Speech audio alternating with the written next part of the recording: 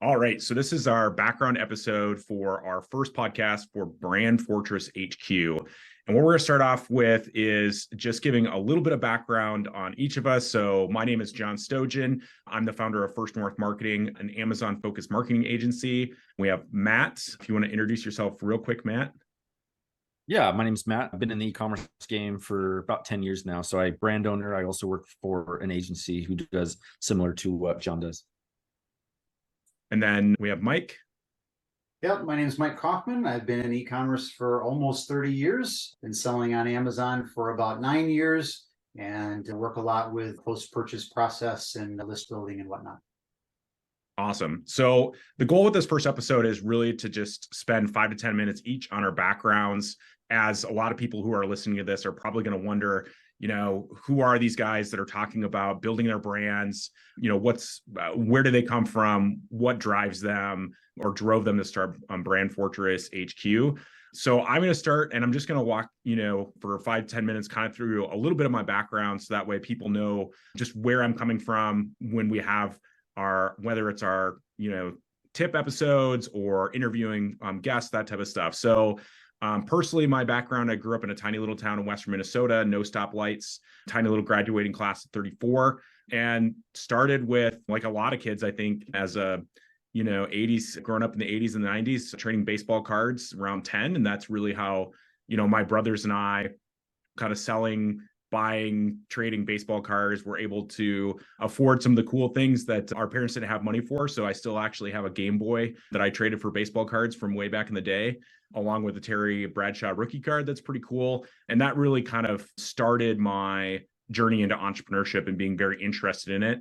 My parents gave me enough guidance that they told me I needed to go to college, but had no idea what I should go to college for or how to pay for it. So I ended up walking on for the Air Force ROTC program my freshman year, earned a full ride scholarship by the time I was a sophomore. And then after graduating, I commissioned as an intelligence officer, spent 4 years on active duty, working with cargo aircraft, and then the next 10 years full-time in the reserves.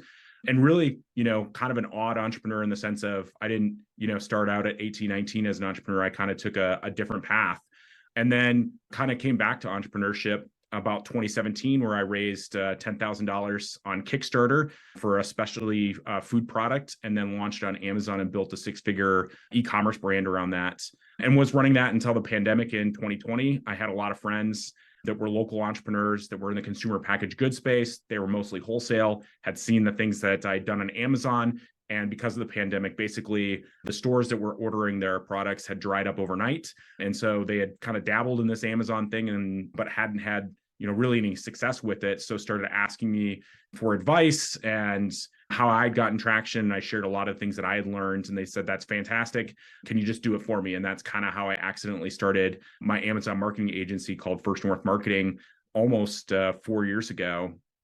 And then today the agency is really focused on engineering profitable growth for Amazon businesses. And I continue to work in the Amazon space. As far as, Brand Fortress HQ, I'm really excited to be part of co-founding this, because I think that Amazon and e-commerce space in general has gotten a lot more competitive over the last few years. It's changed a lot. And I think that entrepreneurs, in order to be successful, really need to have the best strategies and blueprints. And, working with you, Matt, and Mike, I think between the three of us, we've had some amazing conversations over the last year on how to build brands and how to continue to compete even as things change on Amazon, because we're in the trenches every day, building our own brands or helping other brands succeed. And I'm excited to share, really the strategies and tips that we learned from this, because I know we get so much from each other. And then also, as a part of this podcast, we're going to be bringing on guests as well that have a ton of experience and expertise that are going to be able to bring even more strategies to the table for our audience. So that's a little bit about me. Who wants to go next and kind of give a little bit of background on themselves? I can hop in here, I guess. So again, my name is Mike Kaufman. I actually have been selling things for a good portion of my life. I actually started way back in middle school. In the neighborhood where I grew up, I used to make homemade slingshots out of rubber tires and whatnot. So used to sell those for $5 a piece, and sold quite a few of them. So that was my intro to entrepreneurship, I guess. But kind of took a little hiatus from that for a while until college. I went to college. I had a double major in math and poli-sci with the full intent of becoming a lawyer. I always enjoyed the arguing. Well, let's just say I enjoyed arguing, and I was very good at it, and I normally won. And so I figured, well, why not make money at that? And I thought I was going to make, $1 million. And it became clear to me while I was in college that if I went that road, it would be the only thing I ever did. I wouldn't have a family. I wouldn't have anything else. I would be doing that every hour of every day. And I just knew it was going to be a bad road for me to take. So I kind of took a little detour on that. I enjoyed tutoring. So I actually added a focus on secondary education and graduated with an education degree. Taught for a couple of years. I had an alternative high school. And at the same time, I started a lawn care business when I was in college to pay the bills and whatnot. I worked that in the summers. And while I was doing it, started selling organic fertilizer because I wanted to do fertilizations, but I started selling it online as well. And so I had an online business, and that was going relatively well. And so I continued doing that after college. And while I was teaching, I decided I did not want to go back to teaching until I didn't need the job, because the administration that I worked with was horrendous. And I was afraid that any school that I went to might be the same way. So I wanted to teach the way I wanted to teach. And if they decided to fire me, fine, fire me. I don't need the money. So I decided I was going to continue the business until I had enough money that I could teach and not have to worry about it. So I continued selling online. I've been selling online ever since. About 2012, I got a little concerned about the product that I was selling, the company whose products I was selling online. Started looking for other alternatives. I sold t-shirts online, and Teespring was a big thing, and ended up settling on Amazon. So watched a few webinars, looked like something I could do. And so built a brand off of that. Been doing it about 9 years. And back then it was Wild West. Selling on Amazon was, relatively easy back then, especially for somebody who already knew how to sell online. I mean, Amazon was just an absolute breeze to sell on back then. And now, it's a whole different ballgame. It takes a very different skill set than it took back then, and a different approach. You definitely can't approach it the same way that you did back then. And I think it's more getting to the point where it's just getting back to basic good business principles and applying them in new ways based on kind of the new economy and e-commerce and whatnot. And so, building lists, building brand loyalty, connecting with your customers, understanding their needs, all of those things are valuable. And I think Amazon sellers, for the most part, have neglected that. And I think it's time that we stop neglecting that and start focusing on those things. So I'm excited about Brand Fortress and what we're trying to do for sellers in terms of helping them to understand those basic strategies and components that really set you up for success, long term, whether Amazon tries to shut you down or not. If you built that list, if you've got a good, strong customer base of loyal customers, and you have their contact information, and you engage with them and they're loyal to you, then you've got a resource that you can take wherever you want, and you can make money no matter how you want to do it. So that's me. Just out of curiosity, Mike, what year, do you mind sharing what year you started selling online? 96. Okay. 96. Back when computers were barely computers. I was gonna say, what was there even an online back then? It's funny. AOL, man. That's where I started. And it was really funny though. So the first computer I had, the very first one, my wife, her father gave me his old computer when he got a new one. And it was an old, it wasn't color screen. It wasn't, it was the old, 5 1/4 floppy disks, that sort of thing. I used it to write my papers in school and whatnot. So, it was great. But then my upgrade, I went to Best Buy and I bought a Packard Bell, which probably nobody listening to this even knows what a Packard Bell was or is. But I bought a Packard Bell. I bought it on credit, like a 6 months, same as cash, something or other. And I turned it on and it started talking to me. And I was like, dear, you got to get in here and listen to this thing. The computer's speaking to me. So that was my introduction to what was ostensibly a real computer. Nice. Well, and I think, one of the other takeaways that I take from that too is that you've been doing this since 96. So, building a brand, whether you're doing it online or anywhere else, the vast majority of the time, it is not an overnight process. It is, it's a marathon. It's not a sprint. Yeah, absolutely. And it's trust. It's always every business that I've ever had, no matter what it was, even back selling slingshots, it was still trust. You think about it, a slingshot, if I'm going to buy a slingshot from somebody, I don't want it, breaking and snap me in the eye or something. You got to trust the person that you're buying from. See, it's the same thing. It doesn't matter what you're selling. And every product I've ever sold, I've always sold trust in myself and or my brand first. That was always the first line. So yeah, and I think that's a big part of what Brand Fortress HQ listeners can expect out of this is that we're going to be talking about strategies that are about building your brand in the long term, not, quick fixes or, hacks in order to trick the system. They're going to work for a week or a month or whatever it is. We're looking at, how do you build your brand for long-term success? Yeah, absolutely. So with that, Matt, I'll turn it over to you for your background. Yeah. So I did not have the traditional entrepreneur starting businesses at 10 years old like a lot of us did. I had kids pretty early on, and that was my life for many, many years. And I was in IT for what feels like a lifetime ago, but that's kind of right out of high school. I was jumped into the workforce to provide for my family. So IT for over a decade. And I worked for a lot of big companies. The last company that I worked for was a big marketing conglomerate. And I got laid off actually the day before my wedding, actually a couple of days before we were leaving for our wedding.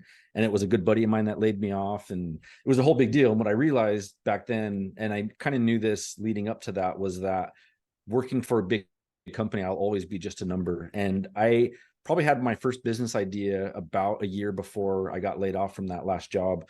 And that was about 2013. That first business was a healthy meal prep business that solved the problem that I had. And so I didn't have any business experience at the time, though. And it was a food service business, which is a really hard industry, really, really hard industry with razor thin margins.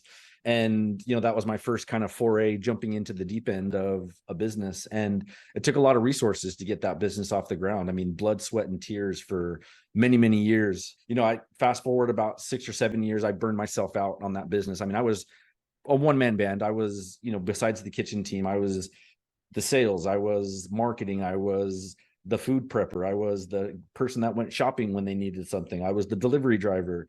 So, what I realized about 5 or 6 years in was that I was a one-man band. And if I got hit by a bus, that business was coming with me and my family wasn't protected. So I was looking for additional streams of revenue about 2017 and landed on Amazon a whole bunch of different times for different reasons.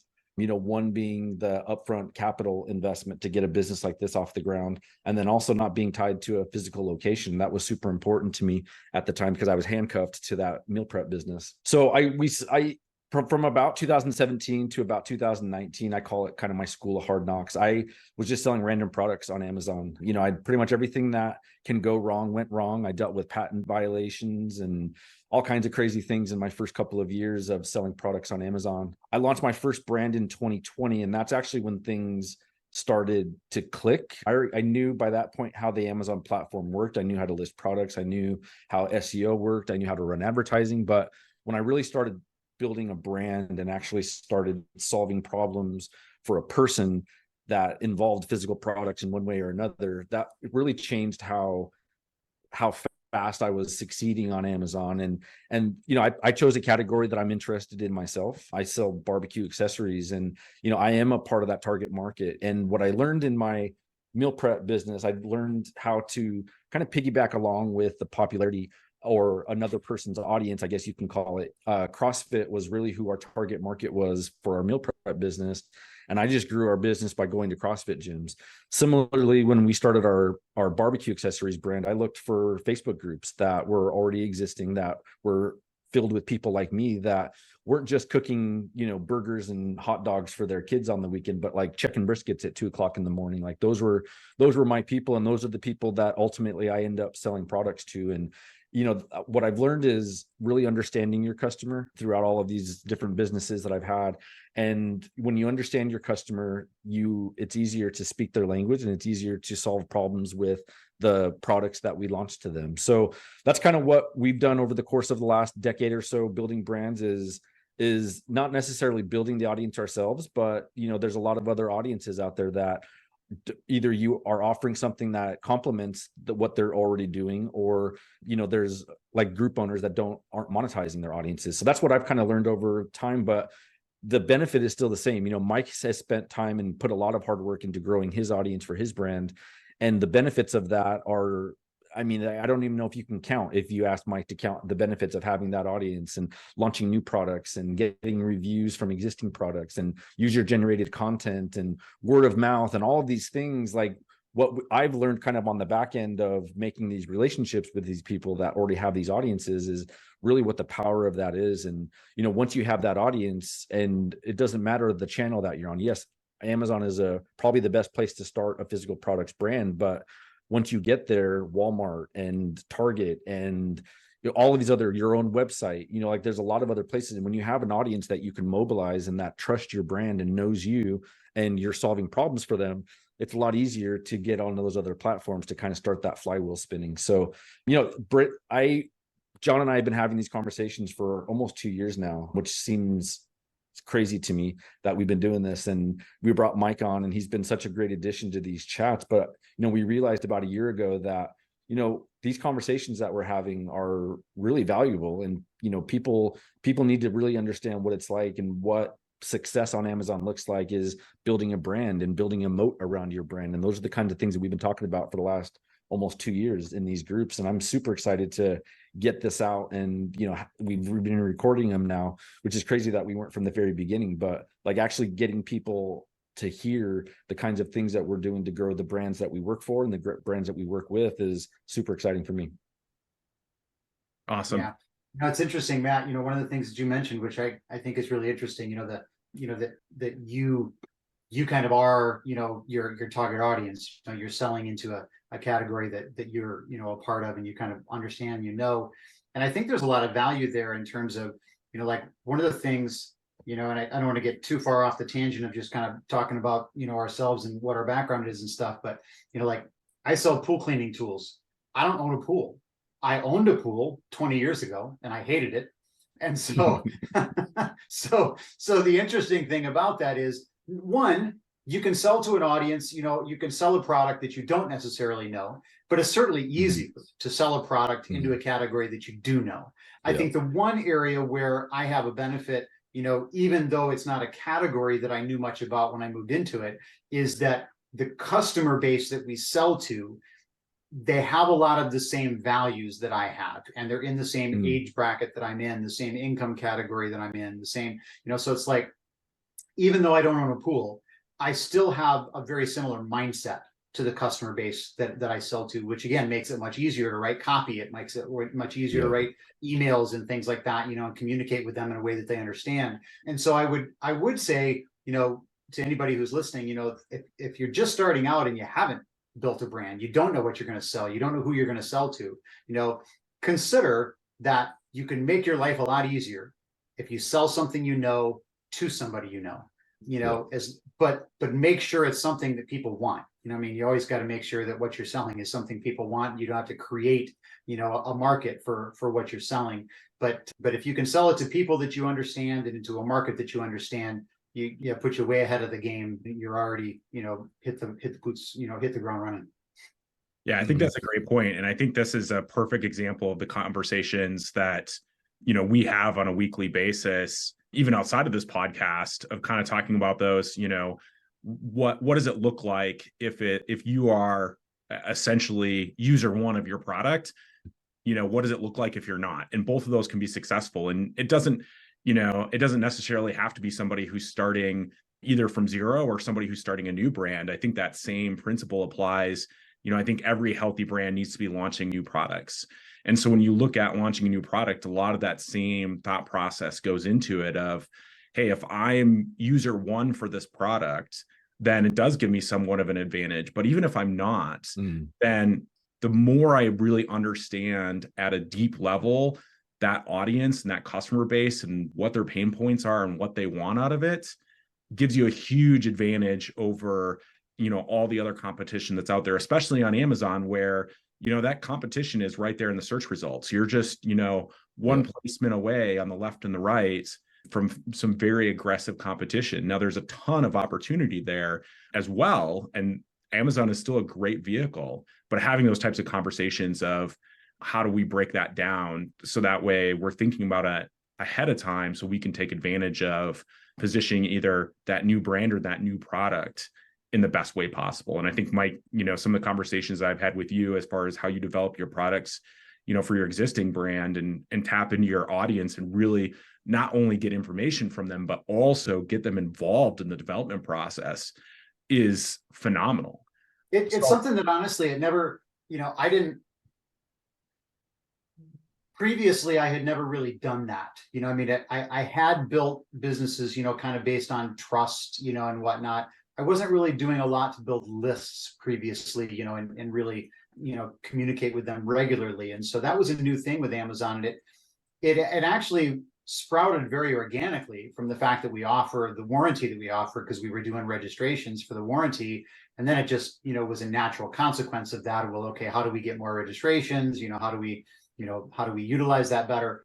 But what was interesting though, is that as we grew that list, and because people were so loyal to the brand because of the warranty, it gave us that opportunity where that very first launch that we did, actual product launch, that's where the light bulb went off for me, because we walked through that process and it just, it was very organic, in terms of talking with customers and what would you want to see, and, what kind of feature changes would you like, and, who's interested in beta testing, and, here's what the results were of the beta test. This is what our beta testers said. These are the changes that we're going to make as a result of what they said. Here's the next iteration. Who wants to beta test that?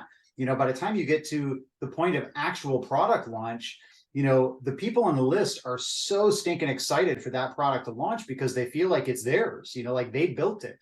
And so you would be amazed at how much easier and how much more profitable a product launch is when you launch it in that very organic way. Like, we run a 15, maybe 20% discount on our products to our list when we do a launch. So the product is profitable from day one. When we do a launch, we're making money on the launch. Most companies aren't. Most companies are losing. Right. Well, and I think, for the listeners out there, this is probably the biggest reason why they should listen to this podcast over, a lot of the other things that are out there, is because we have such a great mix of experience. Mike, you have, a brand that's well into the 7 figures and growing, and have some, what it looks like from that perspective, where, Matt and I are in the trenches. Well, first of all, either, have had our own brands before on Amazon, still have our own brands, but then are also, I work with a couple of clients right now that, they are brand new brands, and they are going through the exact pain that you were talking about, which is, hey, we have a great product, we have a great idea, we have some friends and family. How do we build that into a business and into a brand using Amazon as that vehicle? And there is a lot of work that has to be done up front in order to, build up those reviews, build up that sales velocity, and a lot of marketing dollars that has to go into that if you don't already have those pieces in place. And there's a number of different ways to do that. I think Matt's a partnering with individuals and businesses, organizations that already have an audience that clearly would have interest in your product. There is no faster way, to open that door to a good product launch, and a good brand launch, than to have that sort of partnership, because one, you have access to the audience and you already know that they're your target. Two, you already have brand loyalty to whoever it is that you're partnering with, so those individuals trust them. So if they're endorsing you, you have that kind of built-in trust that comes your way automatically there. And if you can find a large enough list, to partner with, you can do, it won't be quite the organic launch, maybe, but maybe you haven't started that product yet. Maybe you can use that audience to build in exactly the same way that we did, in that very organic way, so that by the time launch comes around, they also feel invested in that.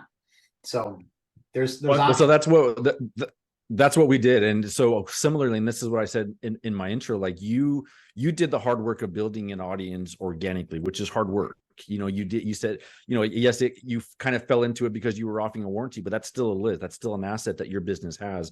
Like I piggybacked on with someone that already had a group, but just didn't have a list yet. So like we were able to do the exact same things. Like we asked the group, what was the last thing you bought on Amazon? Like that's what we launched on Amazon. And we had a couple hundred people that were waiting to buy it at full price. Like not only did we make money in that launch, but we were selling things that we didn't even have to offer a coupon to those first initial buyers. And because they know, liked, and trust us, because they were our audience, they naturally left reviews. Like I don't have to go and ask those people to leave reviews. Like they naturally leave reviews with pictures and videos because they know, like, and trust us. So I was able to experience the benefits of having the audience without having to build it. And there's thousands of other audiences out there like that can help kind of supercharge your growth in the beginning, but then also create your list and be a win-win situation for the existing group owner or whoever it is, because you're providing something of value to their customer base.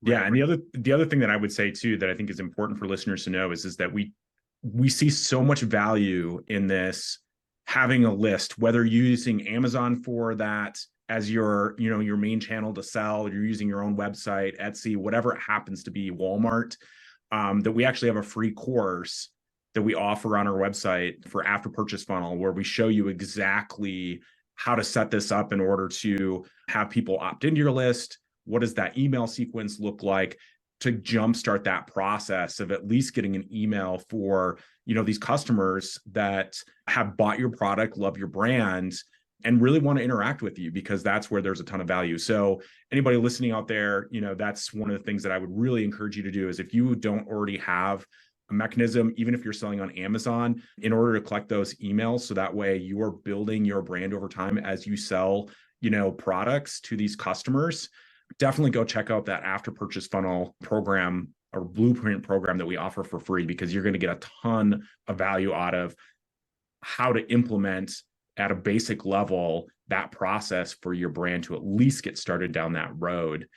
And with that, as we kind of wrap up for this first episode, is anything else that Matt or Mike that you want to add before we wrap up episode 1? No, I don't think so. I think the only thing that I would say is stay tuned for episode 2, because we're going to continue the conversation about building audiences. So make sure you're here. Yeah, awesome. And then I'll also throw in there that we have some amazing guests that we're working on booking as well, as a part of this discussion, and really the strategies and building blueprints for your brand going forward. So stay tuned. And what is that? It's Tip Tuesday, right? That we're doing the next talk on building audiences, John? Yes. Yep. So the episodes, Amazon Tip Tuesday. So every Tuesday we'll have a short episode that'll come out that's going to be very, focused on tips. And then we'll also have an episode that comes out that's more that we're going to have a guest on that's going to talk about different strategies and that type of stuff for, building your brand, whether that's on Amazon and e-commerce and kind of beyond. Super. All right. Great. Thanks, John. All right.